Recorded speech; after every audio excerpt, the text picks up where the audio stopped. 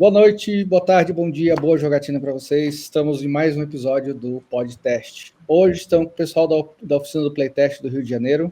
Estamos aqui com o Jotka, com o Alexander e com o Henrique. A gente vai falar um pouquinho sobre a história e o presente e o futuro da oficina do Playtest no Rio de Janeiro. Mas para começar, acho que cada um podia se apresentar um pouquinho. Então, Joca, conta aí, quem é você? Eu sou Joca, sou escritor, trabalhei muito tempo aí na área de educação, mas desde 2020 estou me aventurando aí full time no desenvolvimento de videogames. Só que na berola dos videogames vem também os board games.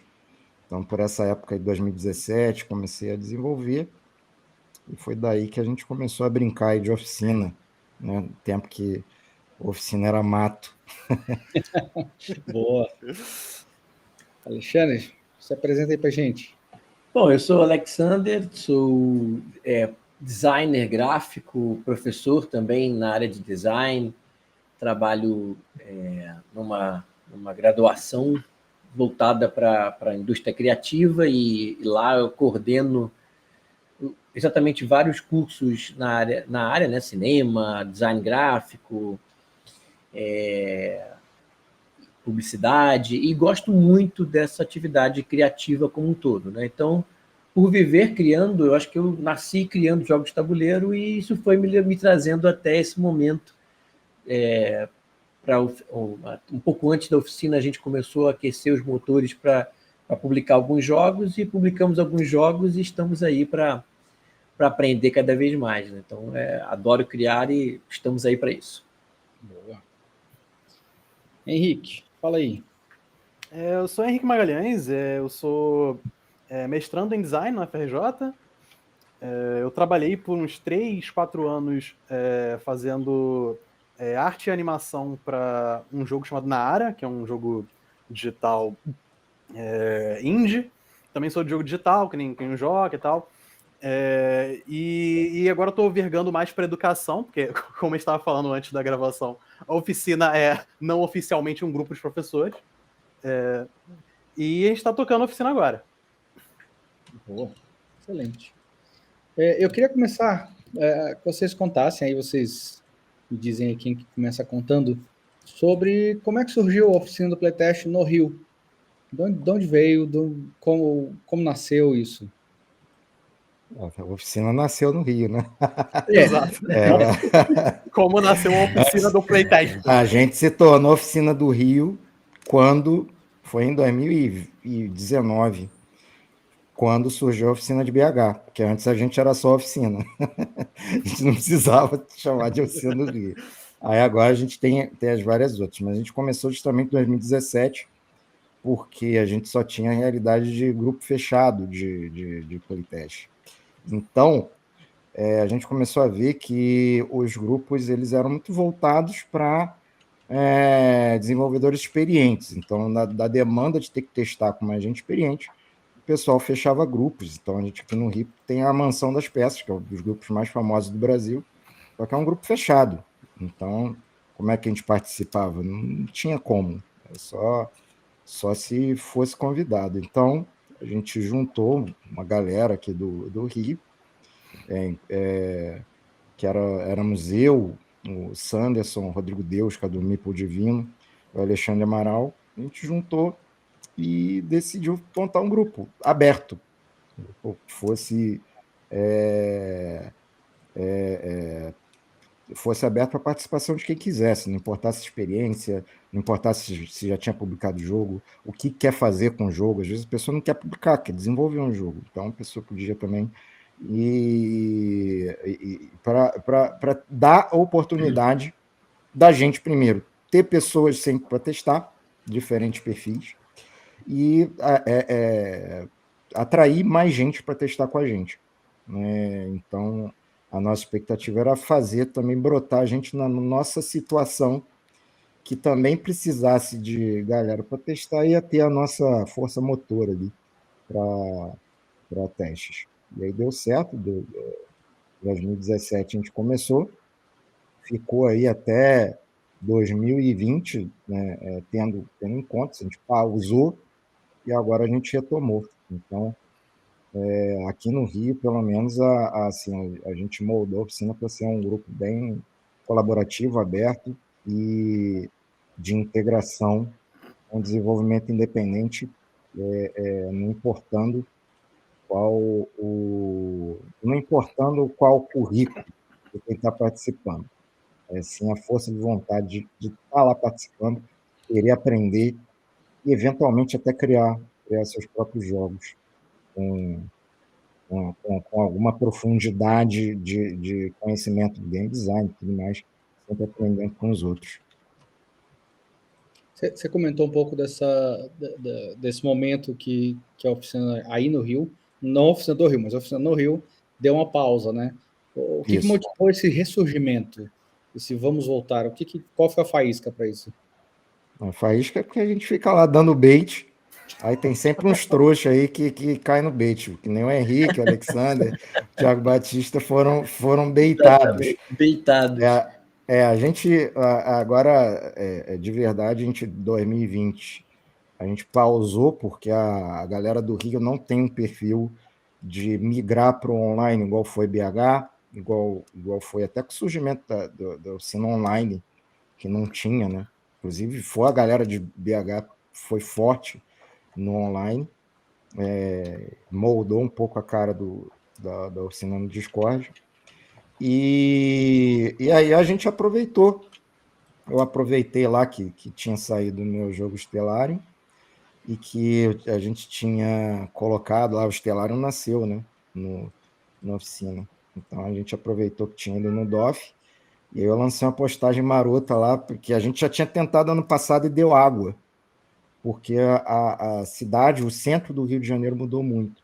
E aí a oficina não conseguiu voltar. Mas só que agora a gente mudou o dia e tudo mais, mas foi muito em função de eu lançar um baitzinho para dizer, agora a gente tem a oficina de São Paulo, oficina de Santa Catarina, a gente tem a oficina online funcionando, será que não vale a pena?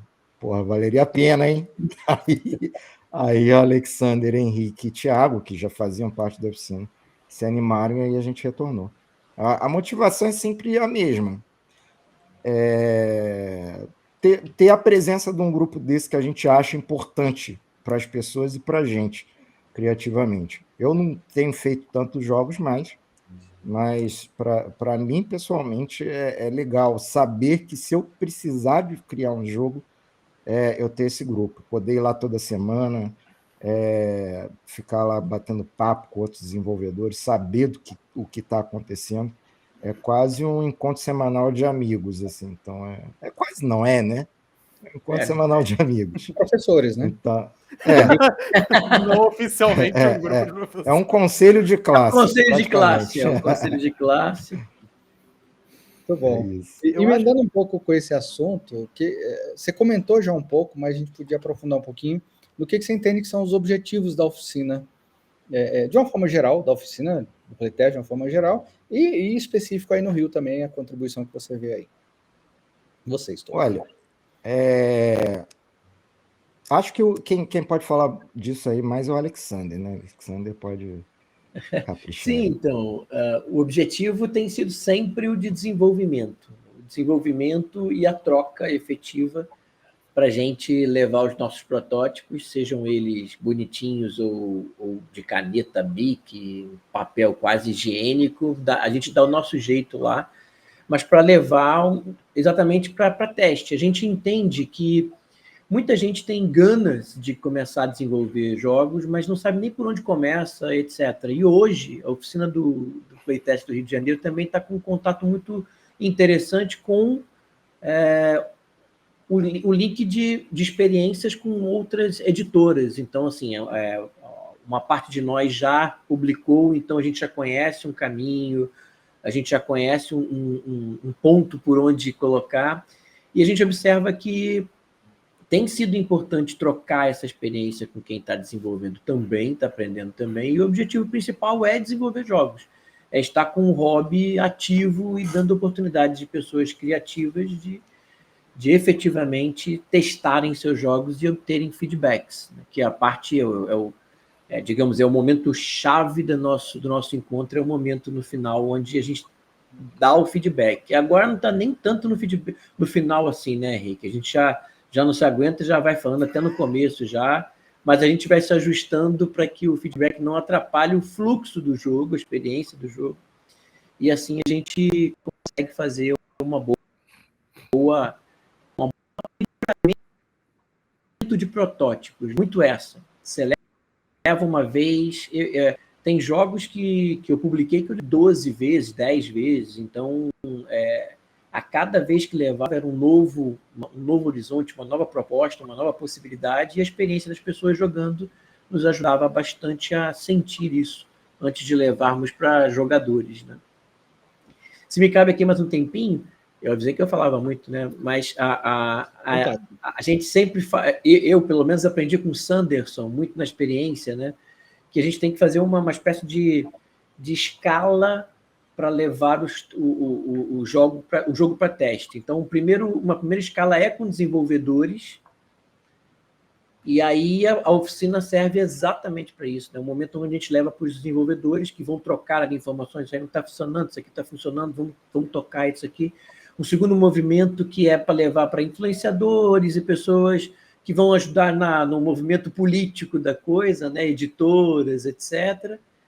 E um terceiro movimento que é para os jogadores, aquela pessoa que muitas vezes está num evento, não está nem pensando em jogar um protótipo, que tem riscos de estar quebrado, mas você consegue coletá-lo ali, você consegue fazer um poder Jedi qualquer lá que traz ele para jogar também, e a gente tem outras observações. Em cada um desses universos, a gente tem muitos feedbacks para alterar o protótipo. E isso tudo faz com que o aprimoramento fique bem legal. Então, acaba que até no piloto, que é o protótipo que já vai ser mandado para a gráfica, a gente ainda conserta algumas coisas. Então, o objetivo é esse, né? Melhorar e aprimorar cada vez mais o protótipo até que a gente possa levar para eventos e por aí vai. Vou aproveitar o gancho aí da tua fala. Queria que a gente que vocês falassem um pouquinho como é que vocês veem essa contribuição para a comunidade. Você falou de eventos, etc. Mas como é que a oficina contribui para a comunidade de board game de uma forma geral e também especificamente do Rio, né? Que é uma realidade muito particular. Acho que cada lugar tem a sua realidade. Como é que vocês veem isso? Pode mandar bala vai lá, aí. Henrique. Okay. Posso falar também, mas acho que o Henrique contribui aí, certo? Cara, a gente tem muito designer, cara. Tipo, a cultura de board game, em geral, assim, pelo menos no Brasil, ela parte do Rio. A própria diversão offline do DOF, ele começa aqui, aí fica anos aqui, aí depois já para São Paulo e tal. Agora tá tendo essa nova a Ofcom, que tá tentando pegar o lugar que a DOF tinha. Mas a comunidade de board game do Rio é muito grande. E a gente tem tanto o fã de board game aqui no Rio, quanto a gente tem também o autor de board game, ou o prospecto autor de board game, que ele vai jogando, vai se interessando e vai pensando, pô, e se esse jogo que eu tô jogando aqui, ele fosse um pouquinho diferente, se ele tivesse uma mecânicazinha diferente, ele começa a pensar como um game designer. E a oficina, ela chega para ser esse espaço de agregar essa galera, de pensar, cara, você tem mais ideias que você acha legal, pô, põe isso em jogo. Mete no seu papel, põe, caneta, papel, dado aleatório. Isso a gente tem uma sorte muito grande é impossível de falar sobre a oficina do Rio de Janeiro e não falar sobre essa mãe maravilhosa que é a Red, por exemplo, que é o lugar que abraçou a oficina. Não haveria o playtest, e, tipo, se não há oficina do RJ, não haveria a oficina geral sem a Red. E a Red é esse lugar, essa loja de jogos de tabuleiro super tradicional do Rio de Janeiro, que ela abraçou a gente, não cobrou nada, já separa um lugar pra gente todo dia de encontro, super parceiro, inclusive, pô, se você estiver vendo aí, tipo, Duda, porra, você é brabo. Mas verdade, e é muito importante valorizar isso. Valorizar o lojista local que abraça a proposta e que abraça a gente. Porque isso é uma comunidade. não é desenvolvedor só num cantinho, aí editora lá no cantinho, e aí o lojista no cantinho. Tipo, a integração é muito necessária. E isso é comunidade, isso é criação de comunidade. Porque todo mundo ganha. E é um orgulho muito grande, eu imagino, pra galera da Red, de chegar, apontar nas estantes deles e olhar, tipo, esse jogo aqui nasceu aqui, esse aqui também nasceu aqui. Isso é muito legal, não são muitas lojas que podem falar isso. Isso aí é sobre crescimento de comunidade, sobre criação de comunidade. Você pega essa galera do Rio, que é uma galera muito criativa, uma galera que joga, se engaja. Pô, pra quem anda pelas luderias, essas lojas de jogos de tabuleiro mais famosas do Rio de Janeiro, você tem a GOB, você tem a própria Red, você tinha a Boards and Burgers, agora virou Ludogril. Isso. A gente tem lugares muito, muito característicos para a galera do board de interagir e se conectar e jogar e conhecer. E aí é muito importante a gente pegar essa galera e fazer crescer novos autores. E acho que a oficina é muito importante nesse caminho. Boa, estamos de acordo. A gente falou um pouco sobre comunidade e o Henrique falou também sobre ter muitos autores nacionais, eu acho que tem também no Rio e em outros lugares, e o Rio é fervilhante nesse tema, né? O que vocês entendem que são hoje os principais desafios que os nossos autores, nossos designers nacionais, de uma forma geral, e se tiver alguma coisa específica do Rio também, mas como vocês veem isso? O que vocês entendem que são os principais desafios que a gente enfrenta? Manda bala aí, Henrique. Ainda? Ok. Bom, eu posso falar um pouco do meu caso particular, porque existe uma ordem em geral que você imagina, se você for um pouquinho sensato, de como começar as coisas. Você não vai começar com um jogo enorme, então você vai começar com um joguinho de carta, um jogo, sei lá, que vai eventualmente caber numa caixinha pequena, que não tenha muito componente, isso é o óbvio, pragmático. É como uma pessoa normal faria. Eu fiz o completo inverso. Então, muita gente começa desse jeito, assim, de não ter a menor ideia do que fazer. O primeiro jogo que eu apresentei na oficina, e foi um dos jogos que eu mais apresentei na oficina, era um jogo que marcava cada ponto do que não fazer. Obviamente ele não foi lançado. Era um jogo chamado Traverse, que era um jogo de batalha espacial que ocupava 2 mesas. Era um jogo que tinha 1 metro de tabuleiro, aí tinha cartela, tinha tabuleiro, e era tabuleiro modular, que tinha frente e verso, tinha miniatura, aí tinha token, tinha dado, tinha contadores. Era tipo, era tudo que você não precisava fazer e não podia fazer se quisesse fazer um projeto vendável, um projeto que vá para frente. E uma galera também não tem essa noção. Então, essa falta de noção do que é real e tipo, de ter esse choque de realidade, acho que é um desafio muito grande da galera se tocar de que não é só fazer um jogo tipo, no mundo abstrato das ideias. Você tem que fazer um jogo que eventualmente vá para algum lugar, se esse é o objetivo dele. Porque se o objetivo for só fazer um jogo, tudo bem. E tem várias pessoas que só querem fazer um jogo. Mas para gerar esse processo, autores nacionais que eventualmente vão fazer jogos que vão ser vendidos, que chegam longe. Pô, Alexander tá com um jogo na Espanha, tá ligado? Então, ter esse processo de criar esses jogos que chegam nos lugares, é importante ter essas noções que às vezes as pessoas simplesmente não têm, e para começar a ter, é um processo de tapa na cara, de você chegar e ver, nossa, é assim que se faz isso. E aí você vai conhecendo o caminho. Aqui no Rio, a gente teve há um tempo atrás a iniciativa do Edige, que era de dar um pouco mais essa noção de mercado e de ecossistema para os desenvolvedores, porque às vezes as pessoas elas sabem fazer jogos, são bons game designers, sabem, tipo, entendem muito de mecânica, entendem muito de regra, entendem muito desse campo puro do game design, mas tudo que acontece no entorno não faz a menor ideia. Não conhece editora, não sabe o que é um contrato de licenciamento, não sabe o que são as coisas para você jogar isso para frente. Tipo, ok, eu tenho um jogo. E agora? Esse e agora, para mim, é o principal desafio. De você entende como fazer jogo, você entende como é as coisas, mas você não entende como jogar isso pro mundo, como fazer esse jogo ir além. Alguém mais quer complementar isso aí? Foi profundo. O Henrique citou o Edige, isso é importante dizer, que a oficina não é assim, nunca foi o objetivo primário da oficina viabilizar didaticamente esse tipo de conhecimento, do que você faz depois com o jogo. Mas a oficina gera o networking. Então, da oficina, a gente teve ideias aqui no Rio, a gente teve um encontro de desenvolvedores independentes, que a gente promoveu umas coisas bem bacanas durante um tempo. Também fomos martelados pela pandemia, mas era assim, era uma galera que a partir da oficina a gente foi vendo que era uma insatisfação geral, de que certas relações assimétricas, né, de contrato e tudo mais, a gente viu que era um problema, a gente começou a discutir. Então a oficina participava desse encontro também, assim, tinha organizadores da oficina que também eram organizadores do encontro, mas eram coisas separadas, porque a gente nunca quis misturar. A oficina é para playtest, então é para isso que serve. Agora, se as pessoas da oficina quiserem fazer outra coisa, é outra história. Então, o Edis surgiu assim.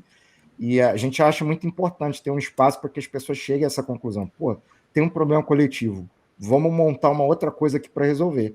E a gente, na época, resolveu mesmo, graças à oficina, ao efeito colateral desse encontro, que, pô, eu tive contratos melhores, porque eu sabia, eu entendia o que eu podia pedir ou não no contrato, o que o contrato deveria me beneficiar, qual a minha parte dentro do contrato. Isso eu não tinha a menor noção antes de ter esse networking. A gente começou a ver que esse era um problema não só de quem estava começando, mas um problema de gente que estava há muito tempo e também não tinha essa noção. E a gente começou a ver que está todo mundo no mesmo barco. A experiência, ela se mede em anos, mas também em conhecimento. Se você está há anos fazendo alguma coisa e não tem conhecimento, você é inexperiente, que nem quem está começando. Então, acho que uma das coisas que a oficina faz é promover o encontro de quem está entrando com quem já está à frente. E é natural, não é um objetivo principal, mas fora possibilita. Que pós-pandemia, né, muita coisa foi reconfigurada e agora a gente está tentando aprender a lidar com essa reconfiguração. Uhum. Muita coisa está com uma outra cara, fluxos estão diferentes e a gente está tentando lidar com isso, né, aprender com isso. Uhum. Alguém comentou sobre dar visibilidade para os protótipos, para o pessoal que está fazendo e está criando, enfim. Como é que vocês veem isso no cenário atual de Board Game Brasil? Você acha que a gente está tendo a visibilidade necessária para os protótipos, autores, as criações de uma forma geral, de todos nós aqui, todos os malucos que embarcam com a gente? O que vocês pensam sobre isso? Eu queria entender um pouquinho a ideia de vocês sobre isso. Ou se a visibilidade está ok, e é isso mesmo, e o próximo passo, como vocês falaram, que a gente precisa evoluir. Eu vou começar, e aí os meus amigos abrilhantam. A verdade é que a gente sofreu uma mudança muito grande, pelo menos na minha opinião, porque eu não era do hobby. Em 2016 para 2017, ali eu comecei a entrar no hobby forte, comecei a entender os canais que existiam de divulgação de jogos, a presença e a existência de jogos nacionais que não estivessem no grande formato de grandes editoras, como a Grow, como a Estrela, que atuavam por aqui, que vendiam fortemente os produtos clássicos, né, os jogos de tabuleiro clássicos, como a gente chama hoje em dia. E eu vi essa mudança muito fortemente acontecer, porque eu, o Joca, o Sanderson, participávamos de eventos que a gente... Não sei se o Henrique chegou a participar também de algum evento que levou o protótipo para mostrar. A gente tinha que angariar e garimpar gente para testar o jogo, e o jogo nacional, dado talvez por causa do nosso viralatismo, o jogo nacional era visto como algo, vai ser bom, tinha que furar uma bolha forte que estava blindada, inclusive, para chegar com um projeto nacional e começar a fazer alguma diferença. E aí, para não nos alongar aqui, aconteceu um trabalho muito grande de pessoas, também outros desenvolvedores nacionais que ficaram ali também indo em eventos, e a gente esperava a boa vontade das pessoas testarem, etc. De repente, alguma chave virou e eu acho que eu não entendi muito bem, mas também, sinceramente, não quis nem entender do ponto de vista técnico isso, mas algumas chaves virou e começaram editoras a nascerem preocupadas com o mercado nacional, com a produção nacional, e aí nós tivemos a TGM, que era uma outra empresa, de repente ela criou o nome de TGM, muito obrigado TGM, foi a casa de 3 jogos meus, na verdade foi de 4 jogos meus, e um desses jogos que a TGM me deu tanta força, me ajudou tanto a desenvolver, depois foi para a Estrela. E até hoje está indo bem na Estrela, apesar de já estar com 1 ano e pouco de existência. Mas eu gosto muito de observar que, de repente, alguma chave virou, talvez Odin nos ajudou de alguma maneira, ou Olorum, ou Tupã, talvez, mais certo, né, mais correto seria, e, de repente, o mercado, o produtor nacional, o desenvolvedor nacional começou a ter outros olhares, e aí, como eu disse, né, o TGM, depois veio a On The Table. Eu achava engraçado que os nomes são em inglês, né? The Game Maker, On The Table, Creative, enfim. E aí, vários nomes em inglês, mas a gente estava voltado para o mercado nacional. E eu achei interessantíssimo que começou a ter muito respeito, o produto nacional começou a ter um bom respeito. E agora a gente está tendo oportunidade também de algumas editoras estenderem seus tentáculos para que o produto nacional vá lá para fora.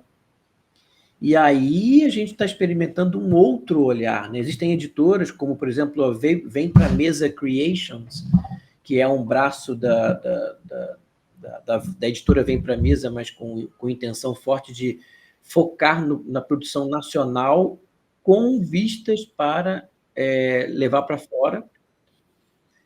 E essa chave virou, como eu disse, está bem interessante. Assim, alguma coisa aconteceu e com certeza é fruto de trabalho para caramba que a gente nem percebeu, talvez, mas o produto nacional começou a ser respeitado e hoje a gente está com um cenário um pouco diferente, um cenário que já tem editoras voltadas para a produção nacional ou com uma divisão para atender a produção nacional, como também aconteceu com outras editoras.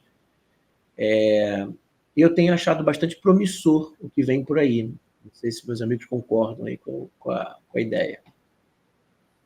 Eu acho total. Não, pode falar, Joca. Sou eu, total. Falei já. Pode falar o que você ia falar.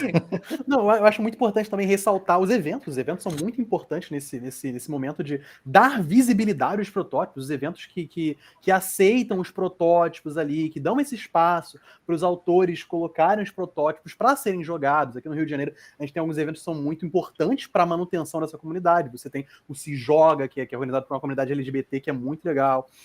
Que faz esses eventos mensalmente. É mensal, né? O agora tá... É mensal. Andou um pouquinho parado, mas é mensal. A gente já também Lei de Lúdica. Tem o Castelo da Lei de Lúdica, que é para as mulheres, para incentivar mulheres a entrarem no hobby de começar a jogar jogo de tabuleiro, que não é um negócio um clube do bolinha, que jogo de tabuleiro é para todo mundo e tal. Você tem o Castelo das Peças, que também é super importante. Tô esquecendo algum desses grandes, porque a mansão não é a mansão fechada. A gente sofreu um baque no Rio, né? A pandemia tirou vários eventos que existiam. Então hoje o evento maior era o Castelo das Peças, mas hoje ele, além de maior, está ganhando status de quase único, né? Porque os eventos estão voando. Se não fosse Se Joga, não fosse Lei de Lúdica que tá tentando estruturar para ganhar periodicidade de novo, teria só o castelo de evento mais notável. E são espaços. Como o Henrique falou, o Chamu sempre abriu espaço. O Chamu é o organizador, né? Chamu é maravilhoso. Do Castelo das Peças, e ele sempre abriu espaço para protótipo, né? Continua abrindo, seja em mesa de protótipo, ou seja para o desenvolvedor botar o protótipo lá para testar, ele aprecia muito. Alexander vive testando coisa lá, né, Alexander? Até levei agora o Rocor para apresentar para o pessoal que lançou. Então é um cenário, eu acho que é um impulso. Essa chave aí que o Alexandre falou, acho que tem a ver com os eventos, dar essa visibilidade. Os próprios desenvolvedores se darem essa visibilidade, né? Que foi a discussão que começou a borbulhar, pelo menos aqui no Rio a gente botou uma pilha enorme lá para 2019, que a galera tem que se profissionalizar, né? Se a gente quer ganhar dinheiro com isso, tem que se profissionalizar. Eu acho que houve um movimento depois desses mini movimentos que deu essa visibilidade aí que o Alexander falou. Bom.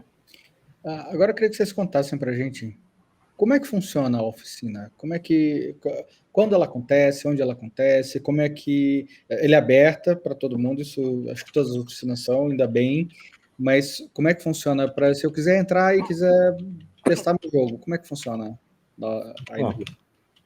Basicamente, a gente foi moldando a regra desde o início, mas a regra básica, que eu acho que acabou indo para as outras oficinas, foi a que qualquer pessoa pode participar. Né? Quero participar. Ué, vai. Chega lá no sábado, dá 13 horas na Red Jogos, você vai poder participar. Eu quero levar meu jogo. Não, peraí, tem regra. Então a gente fundou regras, que é um critério da oficina a oficina não é de ninguém. O Joca criou. Não tem problema. Se eu parar de ir na oficina, a oficina continua. Como eu agora, faz 2 meses que eu não vou na oficina. Então o Henrique aí segurando. De boa, Henrique, Alexander, estão segurando. Então a oficina ela precisa de ser ter autonomia de funcionamento. Então a regra dela se autogere. Ela só precisa de pessoas lidando também, porque ela não é uma máquina. Então, para ser autora, acho que não difere muito das outras oficinas. Você participa de 2 encontros consecutivos e você entra para a fila de autoria. E na do Rio você nunca mais sai. Você está sempre na fila. Vai ficar a pessoa que está, sei lá, 6 anos sem ir na oficina, se ela botar o pé lá de novo, ela automaticamente volta o nome dela para a fila, porque ela está na reserva, que a gente tira para poder organizar, mas ela não sai. Então, uma vez autor da oficina, sempre autor da oficina. E aí, a gente vai até buscar em casa dizendo, olha, que é o teu dia aqui hoje, vai lá. Vai lá, prepara aí, leva teu jogo. Eu que sou. E aí a ideia é que, a princípio, são encontros bem separadinhos, de 1h30 cada sessão, geralmente dura 3 horas aqui no Rio, 1 hora para teste, meia hora para feedback. Isso daí é totalmente flexível, vai de encontro a encontro. Inclusive, a gente tem passado por uma questão de quórum, né? Porque a gente retornou esse ano pós-pandemia, mudou o dia da oficina, então está um quórum mais lento, a fila está menor. Então, para não estressar a fila, a gente tem feito um autor por dia, às vezes, que é para não... Senão a pessoa apresenta hoje, semana que vem já apresenta de novo. Que bom, né? Que ótimo. Ótimo uma ova. Se você está atolado, é horrível. Porque você tem que implementar todas as mudanças em uma semana no tempo livre. Então, às vezes, isso é ruim. Então, a gente está fazendo um lance assim. Mas as regras não mudaram. Quero apresentar um protótipo. Beleza. No seu dia de apresentação, você pode levar. Não tem protótipo? Não tem problema. Se você tem um conceito, se você tem uma ideia, você pode levar lá para ajudar. E não tem nem meu protótipo. Não tem problema, leva, a galera vai cortar papel contigo. Não interessa, é o seu dia.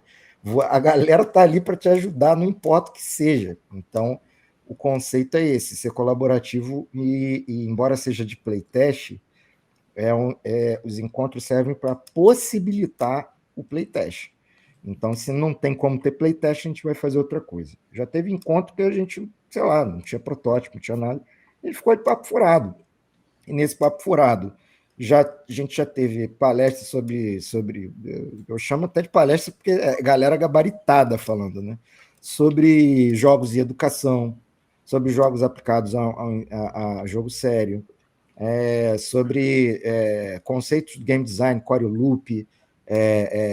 O Thiago deu uma brecha para ele, o Thiago Batista, um dos organizadores, ele começa a destrinchar toda a história do design do design em jogos. O cara manja. Então, a lógica de você participar da oficina, você querer participar, às vezes não é porque você tem um jogo, às vezes é porque você quer entender como é que faz, como é que funciona. Se você vai criar ou não, aí é contigo, mas se você quiser ir lá e nunca criar um jogo, também tá de boa. A gente tem esses casos, assim, por exemplo, alguns casos diferentes. Por exemplo, minha namorada Sabrina, ela começou indo acompanhar para ver como é que era. Aí hoje faz jogo. Então eu sempre uso ela de exemplo para a galera, porque geralmente a gente falou de Clube do Bolinha, mas infelizmente a gente é um grande Clube do Bolinha, né?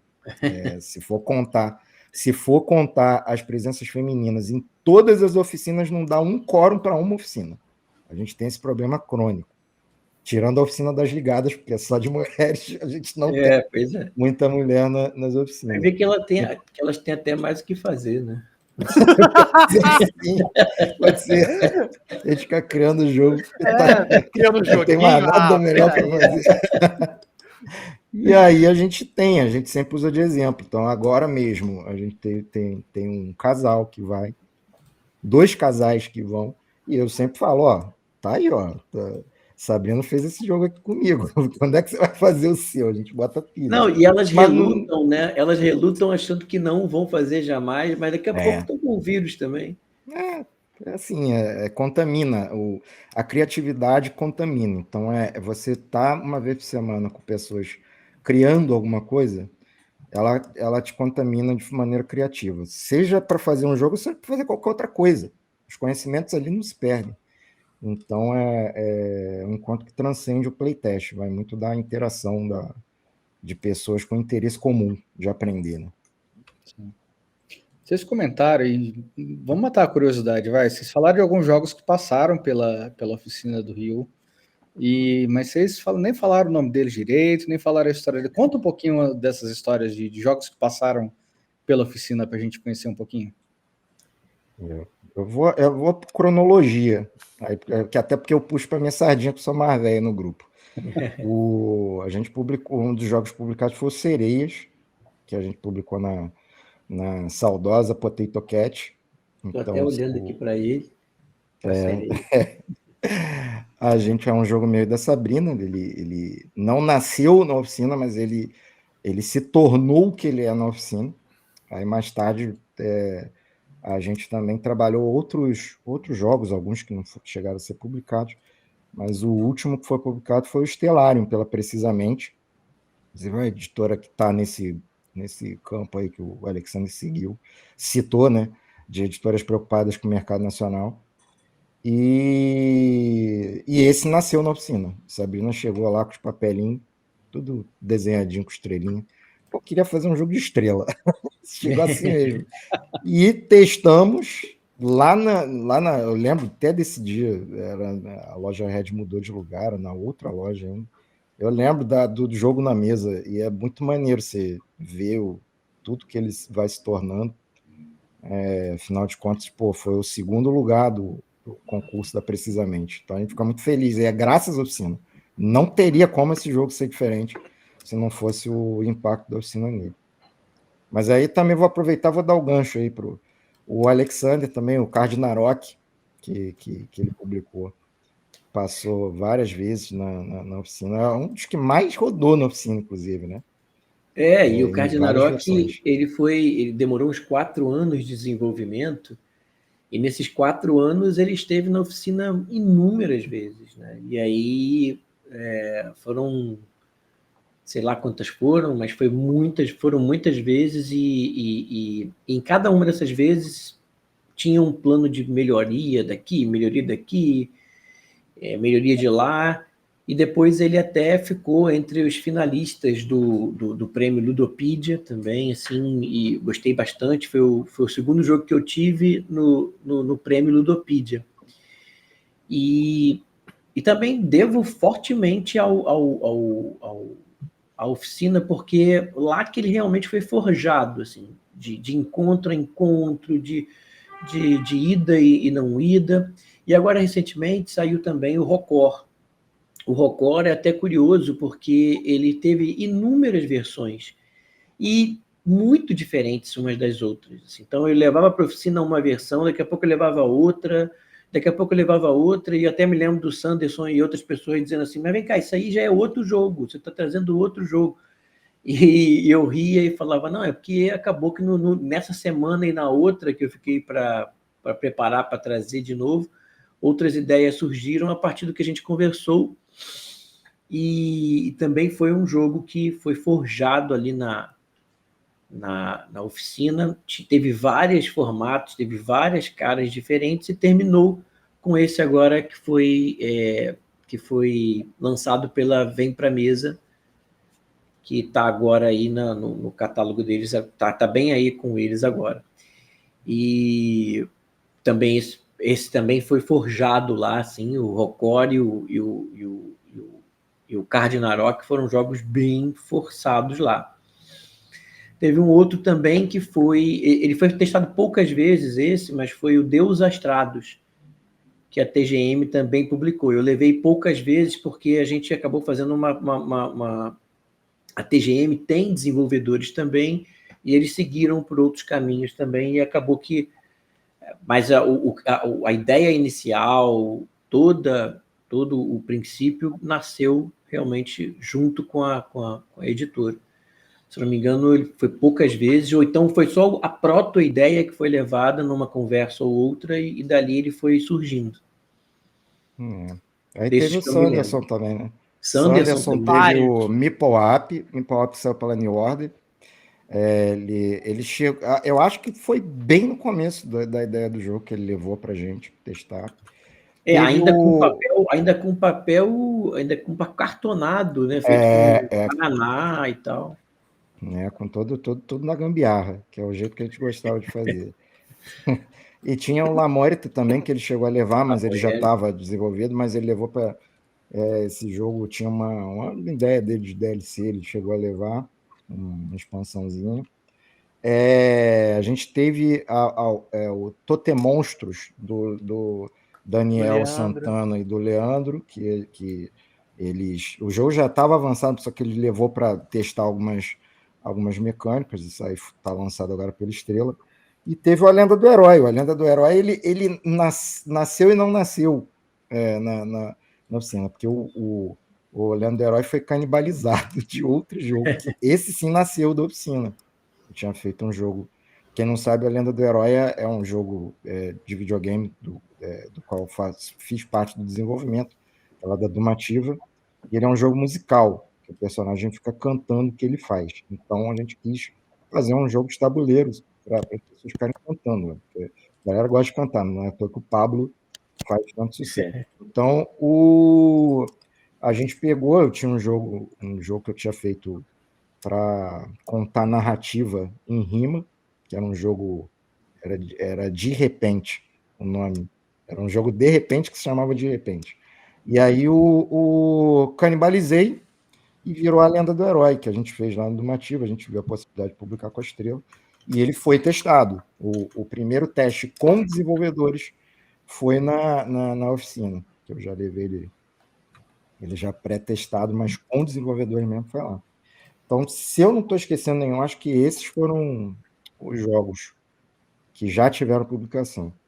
Sabemos de outros aí que estão alinhados, mas esses no futuro a gente fala. Bom.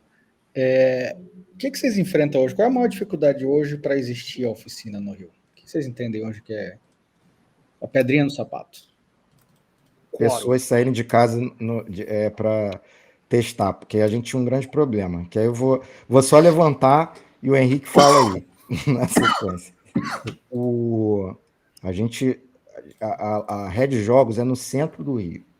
O centro do Rio não é um espaço muito grande, assim, o centro de São Paulo é gigantesco, o centro do Rio, o comercial é menor. Então, o que acontecia? A gente fazia as quintas-feiras à noite, pré-pandemia, e as pessoas saíam do trabalho e iam para lá. Agora, quando eu saio do trabalho, eu levanto a minha cadeira e, sei lá, vou na cozinha. Eu saio do meu trabalho, eu levanto a cadeira, vou no banheiro, porque o meu trabalho é aqui, exatamente onde eu estou agora. E isso é uma realidade aqui no Rio. O home office, ele virou a realidade de muita gente. Então, não tem mais essa da galera estar na rua e vai para lá. Não, ela sai de casa para ir para a oficina. Ela não está em outro lugar. E isso é uma grande dificuldade que a gente enfrenta, mas o Henrique complementa aí que ele está vivendo na pele aí nos últimos encontros. Fala aí, Henrique. Como eles estão dizendo, assim, quem está tancando assim, a organização da oficina atualmente sou eu. E o problema é quórum, em geral, assim, de você ter esse processo de chamar as pessoas para virem, saírem de casa, para virem para o centro do Rio, que não necessariamente é um lugar que é próximo de todo mundo. Eu posso falar, tipo, eu sou de Realengo, que é longe do centro do Rio. Tinha gente que era de mais longe. O próprio Sanderson, quando estava no Rio de Janeiro, era muito mais longe. É um processo desgastante, é um processo difícil de você se deslocar para ir para um lugar, passar um tempinho lá e voltar, ainda mais se você já não tiver nada que você ia fazer no centro. Quando eu entrei na oficina, lá em 2017, era porque, eu tinha um estágio lá que era lá na Carioca, e aí eu, saía da Carioca, ia na Red comprar alguns jogos, e depois, descobri a oficina. Alguém tem um grupo de gente fazendo um jogo de tabuleiro aqui? Quero descobrir isso. Então, era cômodo. Era uma comodidade já tô aqui mesmo, vou conhecer. Mas hoje, como o próprio Joca falou, as circunstâncias mudam. Muita gente não está, de fato, trabalhando presencialmente, ou de repente você trabalha presencialmente, só que na Barra, só que na Zona Norte, ou em algum outro canto, que não é o centro do Rio. Então, a dificuldade está sendo justamente de chamar essas pessoas, de falar, esse espaço é importante, esse é um espaço que agrega, e você não ganha só conhecimentos de como fazer o seu jogo melhor, mas de contato, de formar essa comunidade, de criar essas parcerias, de você fazer essa integração com gente que já publicou, que já conhece, já tem esse espaço com editora, que já faz esses links, que é muito importante para você tentar se formar como autor. Então, gente é importante para fazer isso acontecer, e sem gente, morre. O ano passado foi um exemplo desse, de que a gente tentou voltar, a gente foi engatando, só que a gente não conseguiu voltar com um quórum mínimo para funcionar. A gente agora tá num outro de quórum baixo, mas aí eu tô tentando manter manter a oficina funcionando, mesmo só comigo na organização, pelo menos enquanto o Joca e o Alexander e o Thiago não voltam para ficar mais firme, porque aí... porque se eu não venho, se eu paro com isso, não tem ninguém da organização, é muito difícil de confiar que a oficina vai se autogerenciar e vai continuar rolando, não vai virar bagunça. E pior que virar bagunça, vai só morrer de novo. E pra gente que já passou por isso 2 vezes, porque teve a vez da pandemia, lá em 2020, e teve a vez do ano passado. Então é muito importante para mim, mesmo, não tô conseguindo, tô com dificuldade, às vezes eu não tenho nem jogo, às vezes, é o meu dia de apresentar e eu não tenho nem jogo. Mas é muito importante para mim de ir à oficina, de fazer, de tocar isso daí, porque se eu não faço isso, a oficina morre. Então, é um apelo, assim, para quem for do Rio e estiver fazendo jogo, estiver pensando em fazer jogo, quiser esse espaço, quiser fazer parte disso, a oficina importa, a oficina é importante, ela agrega e te leva para lugares. E é muito importante de não deixar isso morrer de novo. Não deixar morrer, acho que é válido. Inclusive, é um grande aprendizado que a oficina do Rio trouxe para as outras oficinas. Evitem hiatos longos. Os hiatos longos são terríveis para um grupo que vive que ele não é consolidado. A graça da oficina é ter pessoas que hoje passam meses sem ir, depois voltam. É a confiança de que ela existe. Quando você precisar, ela está lá. E a rotatividade dela é interessante. Então, a nossa dificuldade é justamente o que faz a oficina ser mais interessante, a rotatividade. Só que se roda todo mundo e ninguém vai, ela pena. A nossa sorte, a nossa grande sorte, e a gente está tendo que moldar, a gente felizmente está acertando. Mudar para sábado é muito bom, porque as pessoas estão indo mais, as pessoas estão voltando a ir à loja aos sábados, e lá descobrem que tem um grupo, então está funcionando bem. E a Red Jogos, ela tem papel fundamental da gente continuar existindo, porque se a gente tivesse dificuldade de achar lugar, seria impraticável. E como a gente falou mais cedo, eles, pelo contrário, se a gente não faz, eles ficam até perguntando, não teve não? Teve não, Volta aí. Toda vez, enquanto a gente ficou no hiato, várias vezes o Duda e a Ju, que são os donos da Red, vinham para a gente e falavam, e aí, vocês não vão voltar, não? pô, passa para alguém aí para acontecer. Eu falei, tá, eu quero passar, mas ninguém pega. Mas aí agora a gente está com dificuldades de salão, dificuldades leves. A nossa preocupação é boa, porque eu acho que os problemas maiores que a gente podia ter, felizmente a gente não tem, por conta da rede e por conta do engajamento aí da organização, né, nossa também. O Henrique, ele entende que ele precisa ir, mesmo que tenha só uma pessoa que confirmou, já que as pessoas às vezes não marcam enquete, mas ele vai. Isso é inferno também. É alguém, pois é. Então, essas são as nossas dificuldades. Que são, porque a parte de oficina mesmo está rodando. Já que você tocou na Red, fazer uma propaganda, assim, porque uma coisa leva a outra, assim. Mas tipo, pra pensar. Digamos que você nem seja autor de jogos, você nem pensa assim, em fazer o tabuleiro. Ainda assim, casualmente, motivos para você ir à Red no sábado. Primeiro, a Red agora, ela tá funcionando no sábado até às 7 da noite. Então, porque a gente tinha aquele momento de, a Red vai fechar cedo no sábado. Agora não, agora ela tá até 7 da noite.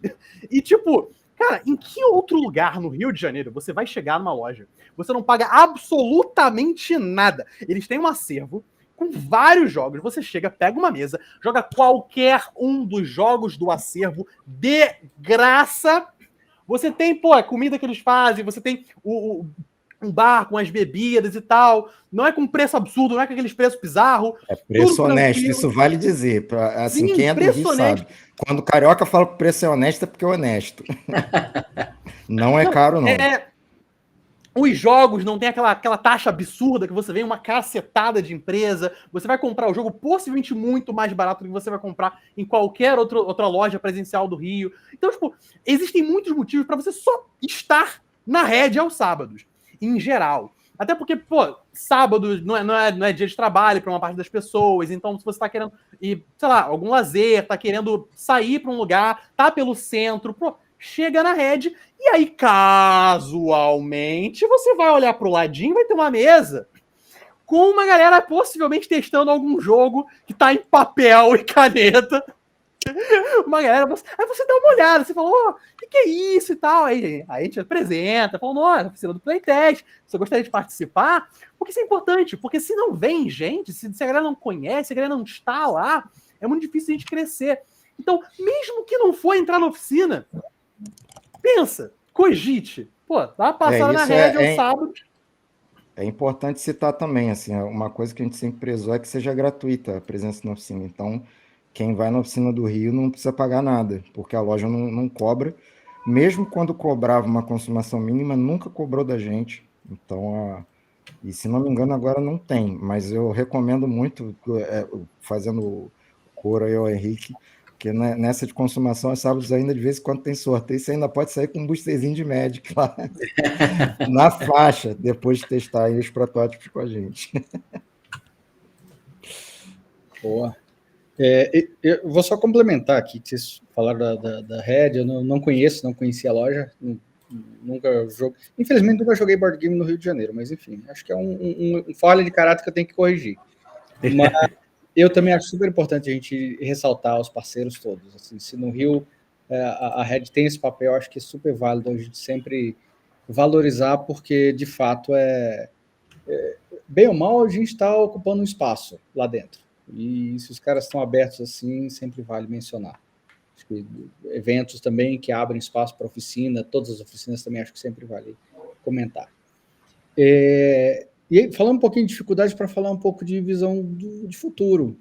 O que vocês pensam que são os próximos passos idealizados, né? Não quer dizer que vá acontecer, mas o que vocês gostariam de fazer com a oficina? Qual seriam os próximos avanços da oficina? Alexander. Acho que é dominar o mundo. Só. É só isso. Depois a gente vê negócio de galáxia e tal. Mas, assim, a gente sabe, a gente não é inocente, a gente sabe que o mercado de board game não é um mercado assim, popular, né? de grandes massas, mas a gente queria que fosse. até pelo aspecto cultural, educativo. Nós temos uma coisa bem legal que a gente observa, é que muita gente tem um interesse, e esse interesse aconteceu naturalmente, de trazer jogos não exatamente educativos do ponto de vista do rastreamento pedagógico, para que tudo fique extremamente ali dentro da questão educativa, do ponto de vista piagético e freiriano. Não. Naturalmente, jogos trazem cultura, trazem uma grande carga de debate. Por exemplo, eu tenho um jogo com a Estrela, que é o Front Total, que é um jogo totalmente Segunda Guerra Mundial, que traz o Brasil como um dos locais que você pode jogar. E a Estrela bancou essa ideia fortemente. Eu achei que ela nunca fosse aceitar, porque teria ali várias questões polêmicas, mas eu fiz questão de tirar. Então, os personagens polêmicos. Assim, existe o Jogo Brasil, que também é produção nacional, Rio 1808, que também é de produção nacional e tem um quê cultural fortíssimo, sem recorrer ao didatismo e o excesso de objetivos do ponto de vista pedagógico. Eu só sinalizei isso para deixar bem claro que a gente tem múltiplos setores que podemos atuar, e é nesse ponto que eu considero que a gente pode democratizar, sim, o jogo de tabuleiro, ou tentar fazer com que, nessa onda de cada vez mais jogos pocket, não acontece à toa. Eu sinto que as editoras entendem que é por esses jogos de pequeno porte que eles vão cativar mais gente para o hobby, gente que vai ter poder aquisitivo de pagar ali uns 50, 60 reais para ter um jogo, 70, 80, mas que não conseguiria pagar R$1.000 naquele jogo de Roma que eu queria tanto, né? Até uma pessoa, até uma menina lá acho que é a Mariana, né? A Mariana que é a namorada daquele rapaz, né? Que também está frequentando. É a Mariana, que sua amiga? É a Mariana, a Mari. Mariana, ela me perguntou, com que frequência você pensa no Império Romano? E eu falando, eu penso muito, eu queria comprar aquele jogo, mas não tem como botar, não sou tipo um joca que pode pagar 1.200 a R$2.000 num jogo, assim. Quem faz podcast também tem muito dinheiro para investir. Mas para quem apenas participa do podcast, não tem esse dinheiro para fazer esse tipo de coisa. E, curiosamente, eu estou até desenvolvendo um jogo sobre Império Romano, e eu falei, eu penso muito, e depois eu fui entender que era enfim. Mas um objetivo que a gente tem é exatamente isso, sabe? Ter mais jogos que nasceram ou que passaram pela oficina, que não vai precisar levar o selo da oficina, mas moralmente a gente sabe que contribuiu com aquele projeto. Algumas editoras, às vezes, têm alguma restrição da colocação desse nome especificamente, mas a gente não tem problema com isso, a gente entende perfeitamente que nosso papel é esse, é contribuir com o hobby enquanto nos divertimos, porque a gente está ali com amigos, a gente bebe, a gente come, a gente se diverte, a gente vê. Nós já tivemos até, né, assim, não será antiético dizer que nós já tivemos também jogos que não deram certo, e a gente não somente riu com não dar certo, como também aprendeu caminhos que não levariam o jogo a dar certo no primeiro momento, mas depois correu-se atrás de fazer, temáticas polêmicas, temáticas complicadas que a gente teve que pedir para rever. Enfim, e tudo isso é um aprendizado e um momento muito gostoso que nos dá a chance de jogarmos. Essa que é a grande questão. Muitos de nós não têm tempo para jogar o quanto gostaria.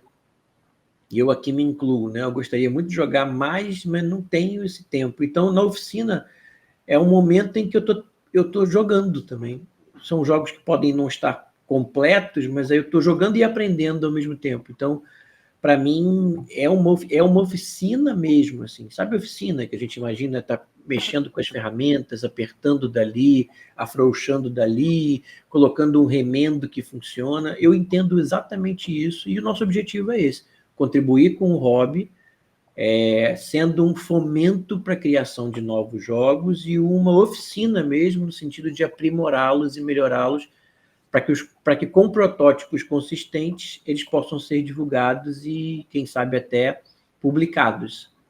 Então, a gente tem o nosso desafio é continuar existindo para que isso possa frutificar ainda mais, né? No sentido do que já está dando certo. Né? E frutificar isso, a nossa existência também significa fortalecer a existência da oficina como um todo, porque a nossa, assim, é muito bizarro, porque no começo, quando a gente falava, a gente teve um trabalho imenso de documentar, de criar regra, da regra ser funcional, de ser automática, de ser justa, de ninguém sair prejudicado, de todo mundo ver que se acontecer alguma coisa contigo na oficina, ela é justa. Não foi porque o Joca falou, não foi porque o Alexandre falou, não foi porque o Henrique falou, não, é porque está na regra. E deu muito trabalho fazer essa regra, e a gente fez essa regra com muito cuidado, porque a gente tinha vontade. A gente pensou assim, uma hora alguém vai querer fazer uma outra oficina. Onde foi meio profeta. Aí, quando chegaram o pessoal de BH, a gente falou, porra, tá aí, para isso que a gente ficou esse tempo todo fazendo planilha, documentando tudo, que é para essa galera fazer.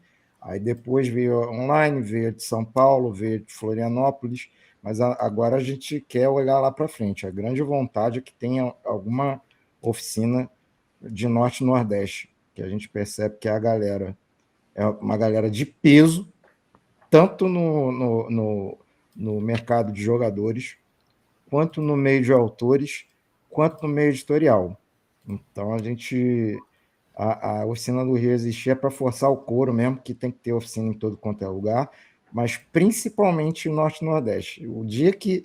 Eu acho que eu vou poder pendurar minhas chuteiras aí, deixar a organização na mão de alguém, contando assim, se a do RJ explodir, eu estou feliz, contando que tem alguma no Norte e Nordeste. Eu acho que isso é uma coisa comum, que eu estou desde o começo, mas o Henrique, ele pegou aí, lá no começo também entrou, depois de um tempo o Alexandre, então todo mundo viu parte dessa história, e viu como que é importante, como uma oficina só são várias, mas que ao mesmo tempo funciona, e a gente sempre esperou esse momento, em que é muito doido. Que é muito finalmente, doido. Finalmente a gente pode descansar um pouco. Tem galera de outros estados fazendo as podcast sobre oficina. Sobre oficina. Não precisa fazer tudo mais. Isso é bem bom e é basicamente o senso de coletividade da oficina. Todo mundo faz parte de uma coisa só e a gente quer mais que outras pessoas cheguem para cada vez ter mais gente. Não por megalomania, não. A oficina maior de todas. Se fosse a menor também não tem problema. Se está todo mundo feliz, é mais para ter mais acesso. E a galera saber que existe um grupo que você pode sentar lá e bater um papo sobre desenvolvimento sem compromisso. Eu lembro O lance agora é lançar um bait, então, para a oficina do Playtest Maranhão. Sim. Aí é isso. É isso, o bait está lançado, ó, galera. Monta aí que a gente ajuda. Boa. Henrique, você ia falar alguma coisa? Porque é uma questão importante da oficina do Rio continuar existindo, assim, de manter a tradição, de manter essa questão de cara, isso tudo começou aqui, sabe? Foi muito importante o dia que a gente fez 6 anos. Que foi há um mês e pouco. Eu vim na Deca, inclusive, no dia. É um evento importante. Como se precisasse de motivo também, né? Que tu tá sempre na Deca. Fun fact, eu desafiei, eu tive que desafiar o Henrique a ir mal arrumado. E o mal arrumado dele foi bem arrumado. Eu falei, você vai ter que vir com chinelo e camisa de futebol. Eu nunca vi ninguém com chinelo e camisa de futebol tão elegante que nem o Henrique. É impressionante. Mas fala aí, Henrique. Mas foi muito importante aquele momento. Então, não curiosamente, acho que foi o momento que a gente teve o quórum mais alto do ano. De você estar nesse momento de, cara, a gente está aqui há 6 anos. São 6 anos de oficina. E não é 6 anos de oficina do Rio, é 6 anos de oficina, em geral. E é importante para mim, é importante para o Joca, é importante para o Alexander, é importante para o Thiago, é importante para a Red, para o Duda, para a Ju, é importante para o Rio, para o board game, e tipo, para a comunidade em geral, de isso que fomentou tudo que tá rolando aí de oficinas, e que, pô, por favor, venham oficinas do Norte e Nordeste. Isso começa aqui. E é muito importante não deixar isso morrer e de continuar. Que venham mais 6 anos, que venham mais outras coisas. Porque nem sempre a gente vai estar aqui para tocar. É o que eu já tinha avisado pro Joca, pro Alexandre, pra galera, de que eu possivelmente não vou estar no país ano que vem. Então vai ter que ter gente, nem que seja eles para voltar a tocar isso mais forte, ou a galera que tá entrando agora de começar a tocar, mas isso tem que gerar mais gente para eventualmente, pô, tô começando a vir mais estável, tô levando o jogo, tô levantando ponto, tô sempre vindo, para essa galera falar, não, cara, pô, eu quero tocar a oficina, eu quero, tipo, participar da organização e impedir que isso morra e de levar isso para frente para mais anos no futuro. Isso é muito importante. Como a gente fala, tipo, a existência da oficina do Rio é um bastião da existência da oficina. E acho que é com essas palavras que eu termino de não deixar isso aqui morrer. É isso. Isso importa. A oficina do Rio importa. Bom. Galera, dos temas que eu tinha para perguntar para vocês, foi, acho, um papo super rico aqui, 1 horinha de conversa, super rica, mas está aberto se vocês quiserem fazer algum fechamento, dar uma palavrinha final. Só aproveitando, como a gente falou mais cedo, o cenário do Rio sofreu esse baque pesado da pandemia, da mudança do comportamento do carioca em si, de trabalho e tudo mais, mas está voltando. Felizmente, grandes lojas não fecharam. A gente está reforçando aqui a rede, não é à toa, porque é muito importante ter loja e a loja funcionar como um espaço lúdico. A gente tem os grupos que refletem sobre jogos ainda bem organizados, bem estruturados, que aí em São Paulo a gente tem a Paula Piccolo fazendo trabalho de educação, mas aqui no Rio a gente tem o Ludus Magisterium, que inclusive é bastante aclamado pela galera de São Paulo, assim, que é um grupo muito organizado, que tem uma ótima relação com a Devi e que os participantes já foram na oficina também testar jogos. Então, o cenário está ali, só que a gente está voltando aos poucos. E nisso de voltar aos poucos é bem interessante, que finalmente alguém resolveu ocupar o espaço do DOF, né? Já que o DOF, o DOF foi para São Paulo, volta com o DOF XP na Bienal, só que Bienal é longe para cacete. E não dá para, definitivamente não dá para considerar. A Bienal é muito restrito, um evento muito, muito tumultuado para dizer que é a mesma coisa. Não é a mesma coisa do que foi o DOF. O DOF era uma grande praça de popularização do board game no Rio, em que escolas levavam seus alunos, em que pessoas que nunca tinham pisado em nenhum evento de board game iam, porque era uma oportunidade de fazer várias coisas respirando board game. Então, agora aqui no Rio surgiu a organização do evento, o OFCON XP, estamos torcendo aí, então a gente vai estar também junto com eles, alguns dos autores da oficina vão levar seus jogos, a gente não vai fazer grande estardalhaço, porque a gente não teve tempo hábil de organizar, mas a gente fica bem feliz de ver que as coisas no Rio estão voltando. Então, a gente quer também continuar para ajudar as coisas aqui na cidade a voltarem. Só para não ficar também esse clima de terra arrasada de, pô, o Rio morreu, estamos ressuscitando. Não é bem assim. Acabou o Rio de Janeiro. Acabou o Rio de Janeiro. De games não venham. Tem mais, não é assim. Ele sofreu esse baque, mas está voltando. E é isso, só para terminar com um clima otimista esse papo também. Alexandre, Henrique, querem falar alguma coisa? Assim, eu quero agradecer muito esse espaço para a gente movimentar mais ainda, né, os conceitos do que a gente tanto gosta, porque a gente realmente precisa dessa preocupação com a estrutura que a gente está criando juntos, né? Muitos estados já estão se mobilizando nessa direção também. Quando eu criei eu achei interessante que quando eu criei o logo da oficina do Playtest, aquele OPzinho ali, né? E eu vi muita gente. E é interessante porque às vezes a gente não tinha nem tempo de conversar, né, Joca? De repente, alguém abria mais uma em algum local, e abria alguém mais outra, e eu achava engraçado que eu falei assim, nossa, já está se proliferando, e gente usando, e adaptações do logo, e pelo logo eu estava vendo como a gente estava realmente ajudando a coisa a acontecer, né?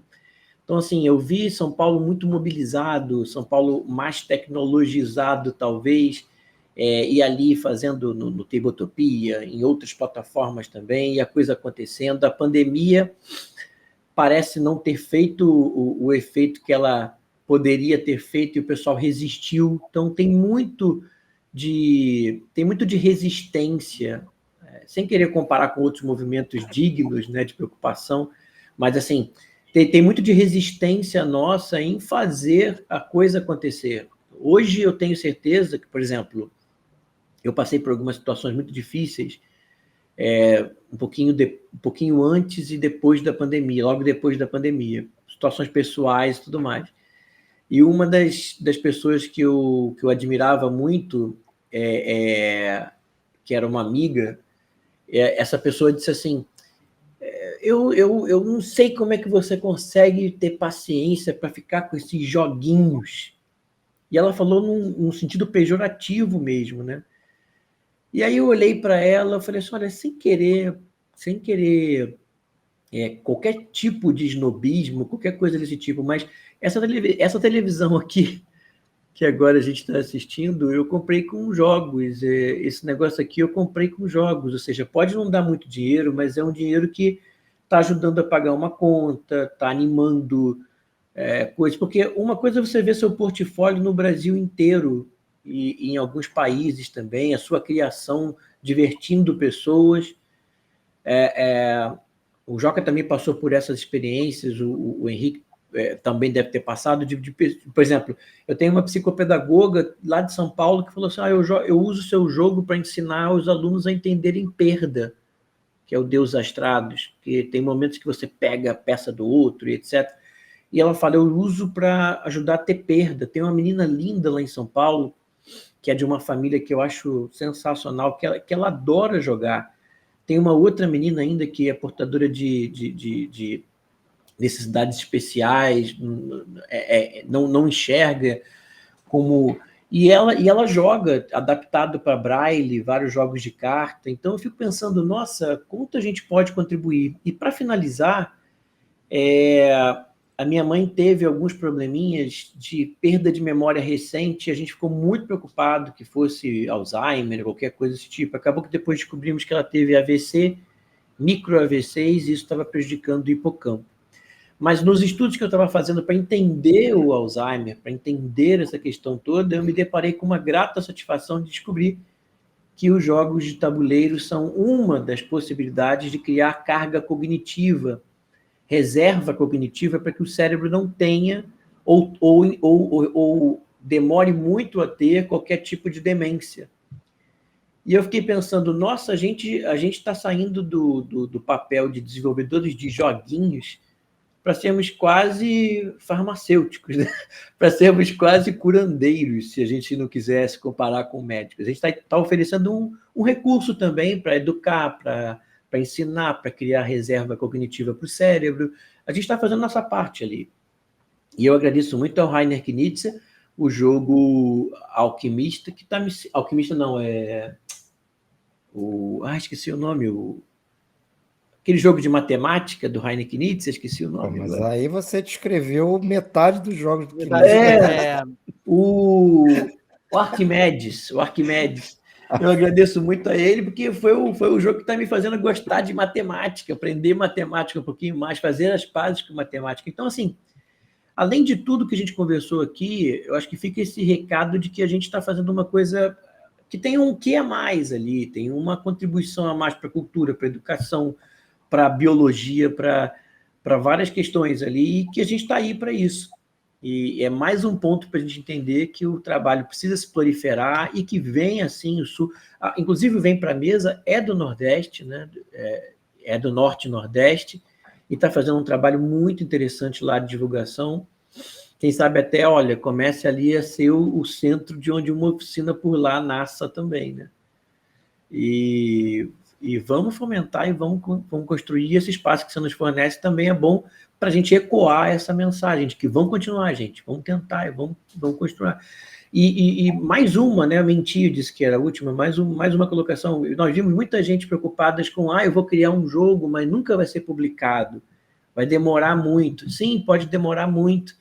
Eu tenho um jogo que ele foi publicado, vendeu um pouquinho, parou, sumiu, mas depois ele voltou e está até aí, tá até agora vendendo centenas de unidades via estrela. Então, assim, não desistamos do sonho, vamos continuando, vamos fazendo, uma hora sai, e a oficina é o grande momento em que a gente vai olhar e vai falar, saiu, tá aqui, já tá no forno e já saiu, né?